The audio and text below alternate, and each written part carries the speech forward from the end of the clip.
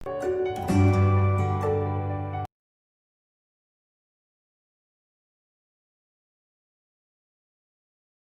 बच्चों, हिंदी की online classes में आपका स्वागत है। आज हम करेंगे कक्षा 2 एनसीईआरटी की तरफ से पाठ 11 कविता टेसू राजा बीच बाजार। चलो बच्चों, अब हम इस कविता को दोहराते हैं। टेसू राजा बीच बाजार, खड़े हुए ले रहे अनार। इस अनार में कितने दाने, जितने हों कंबल में खाने। आओ दोबारा इस पैराग्राफ की दोहराई करते हैं बेटा। टेसू राजा बीच बाजार, खड़े हुए ले रहे अनार। इस अनार में कितने दाने, जितने हों कंबल में खाने। कितने हैं कंबल में खाने, भेड़ भला क्यों लगी बताने। एक झुंड में भेड़ें कितनी, एक पेड़ पर पत्ती जितनी। आओ इसकी दोहराई करते हैं। कितने हैं कंबल में खाने, भेड़ भला क्यों लगी बताने। एक झुंड में भेड़ें कितनी, एक पेड़ पर पत्ती जितनी।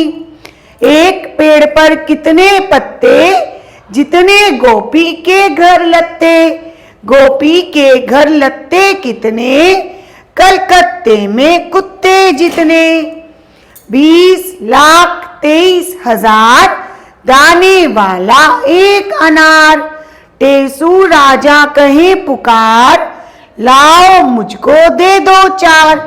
बेटा यह एक व्यंग्यात्मक कविता है जिसे आपको कंठस्थ करना है, याद करना है। अब हम इसका सरलार्थ करते हैं, सारांश करते हैं। निरंकार देव, सेवक जिसे बोलते हैं, निरंकार देव का एक निकनेम है सेवक, द्वारा रचित कविता टेसू राजा बीच बाजार एक लोकगीत पर आधारित कविता है। यह एक लोकगीत है, ठीक है, उस पे आधारित ये कविता बनाई गई है जो एक व्यंग्यात्मक कविता है। इस कविता में टेसू राजा बाजार में अनार ले रहे हैं। वे प्रश्न करते हैं कि अनार में कितने दाने हैं, तो उन्हें उत्तर मिलता है कि जितने कंबल में खाने हैं।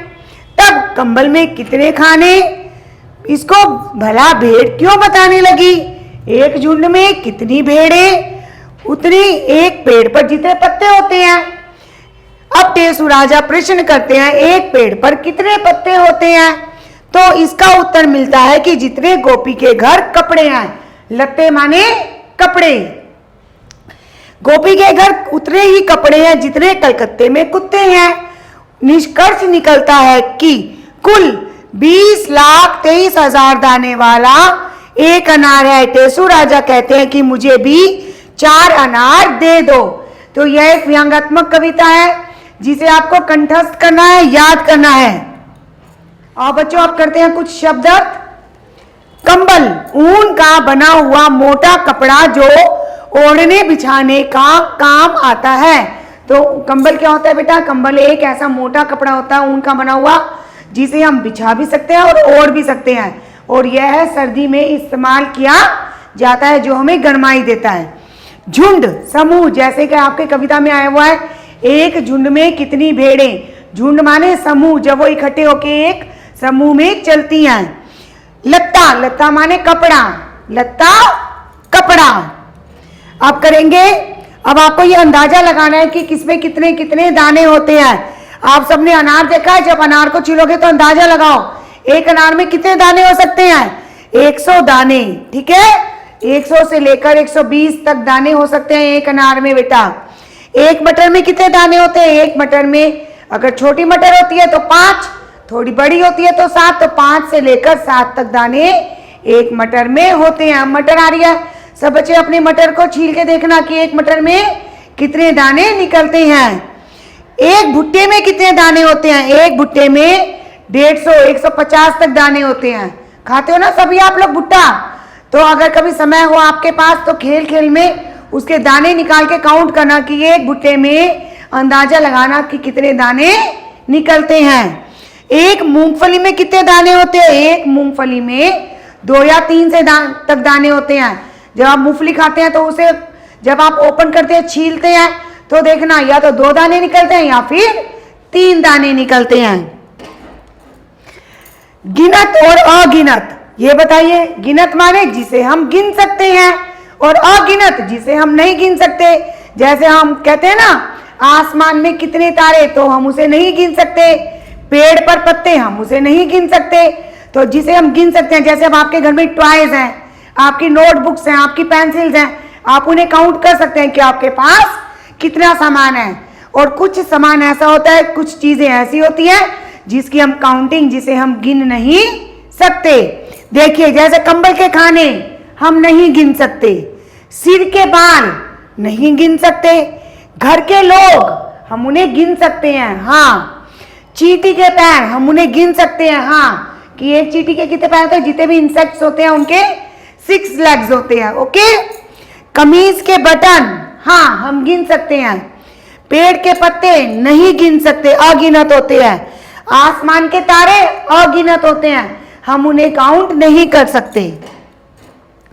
कविता बन जाओ, कवि बन जाओ तुम भी, कि जैसे कवि ने ये कविता सुनाई है, ऐसे ही हम इस कविता को आगे बनाते हैं। देखिए, जैसे एक पेड़ पर कितने पत्ते, जितने गोपी के घर लगते, गोपी के घर लगते कितने, कलकत्ते में कुत्ते जितने, कलकत्ते में कुत्ते कितने, लड्डू में दाने हैं जितने। लड्डू के दाने गिन सकते हो? नहीं गिन सकते। कितने हैं लड्डू में दाने, जितने हैं पुलाव में चावल, कितने हैं पुलाव में चावल। तो आप इसे ऐसे बढ़ा सकते हैं, आप कवि बन सकते हैं। कोई भी इसमें आप कोई भी ऐसी चीज ले लो जिसे हम काउंट नहीं कर सकते, राइट बेटा। आइए चलते हैं अगली स्लाइड पे। हाट बाजार, सभी ने सुना होगा, हाट बाजार लगते हैं कहीं पे, क्या नाम, आपका दैनिक बाजार लगता है, कहीं पे आपका साप्ताहिक बाजार लगता है। तो आइए हम बाजार के बारे में कुछ जानकारी प्राप्त करें। सभी प्रश्नों के उत्तर विद्यार्थी अपने अनुसार लिखें। बाजार अलग अलग तरह के होते हैं, जैसे मंडी होती है, सब्जी मंडी, अनाज मंडी, हाट लगते हैं, ठीक है बेटा। सोम बाजार जो सोमवार को लगते हैं, मॉल जिसमें कई मंजिला होती है और उसमें हर एक तरह के अलग अलग स्टॉल्स होते हैं, पेंट होती है, किनारी बाजार होता है। तो ये सभी तरह के बाजार होते हैं। तो इन बाजारों में क्या क्या अंतर है, आइए अब हम इन बाजार के बारे में जानकारी हासिल करते हैं। मंडी, यहाँ फल व सब्जियां थोक के भाव मिलती है और छोटे दुकानदार यहाँ से खरीद कर ले जाते हैं। वहां पर थोक के भाव पर फल और सब्जियां मिलती हैं और वहां से फुटकर व्यापारी वहां से सामान ले जाते हैं। हाट, गांव में अस्थायी रूप से लगने वाली दुकानें जहां पर हर प्रकार का सामान मिलता है। हाट क्या होते हैं, जो वो स्थायी नहीं होते, वहां पर वो रोज नहीं लगते, कुछ समय के लिए, कुछ दिनों के लिए अस्थायी बाजार होते हैं जहां पर हर प्रकार का सामान मिलता है। और ये ज्यादातर ग्रामीण इलाकों में मिलते हैं, गांवों में मिलते हैं। सोम बाजार, यह बाजार केवल सोमवार के दिन ही अस्थायी रूप से लगता है, हर सोमवार को लगता है। इसका समय निश्चित होता है और उस निश्चित समय के बाद ये बाजार वहां से हट जाते हैं। मॉल, यह एक नए प्रकार का बाजार है जहां एक ही छत के नीचे सारी आवश्यक वस्तुएं हमें मिलती हैं। पैंट, सप्ताह में एक दिन लगने वाला बाजार और इसका स्थान बदलता रहता है, इसे फुटकर व्यापारी आते हैं। तो पैंट क्या होती है, सप्ताह में एक दिन कहीं और लगा, दूसरे दिन कहीं और लगा। तो सप्ताह में एक दिन लगने वाला बाजार जिसे हम साप्ताहिक बाजार कहते हैं, ये अपना स्थान बदलते रहते हैं, हम इसे बोलते हैं पैंट। और यहाँ पर भी फुटकर व्यापारी आते हैं, थोक के भाव यहाँ सामान मिलता है और फुटकर व्यापारी यहाँ से सामान खरीदते हैं। किनारी बाजार, यह बड़ी दुकानों के सामने लगने वाला छोटा बाजार है जहां औरतों के आभूषण, कपड़े व सौंदर्य के सामान हमें मिलते हैं। फेर बदल, जितने हो कंबल में खाने, कंबल में जितने खाने हो। तो ये आपके पास एक क्रियात्मक शब्द के रूप में आपको दिया हुआ है, हमें इसे वाक्य में लिखना है। इसी तरह नीचे दिए गए वाक्यों को बदल कर लिखो। कंबल में कितने हैं कंबल में खाने, तो कंबल में है कितने खाने।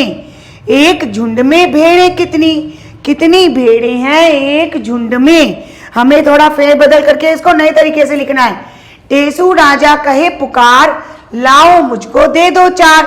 टेसू कहे पुकार, टेसू राजा लाओ दे दो मुझको चार, फूलों से बनाओ होली के रंग, होली के रंग फूलों से बनाओ।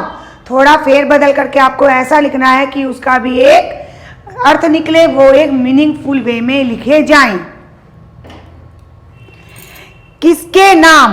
आम, अनार, अमरूद, पपीता, यह सब फलों के नाम है।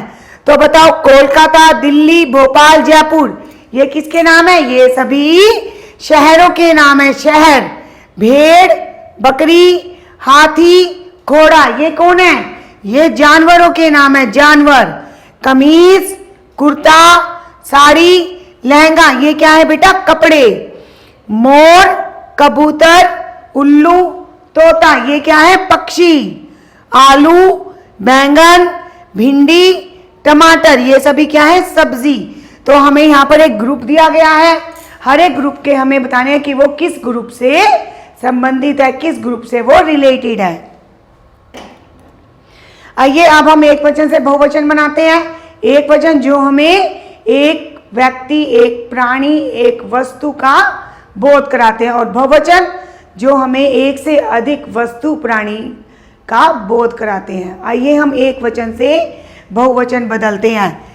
पत्ता, एक पत्ता, बहुत से पत्ते।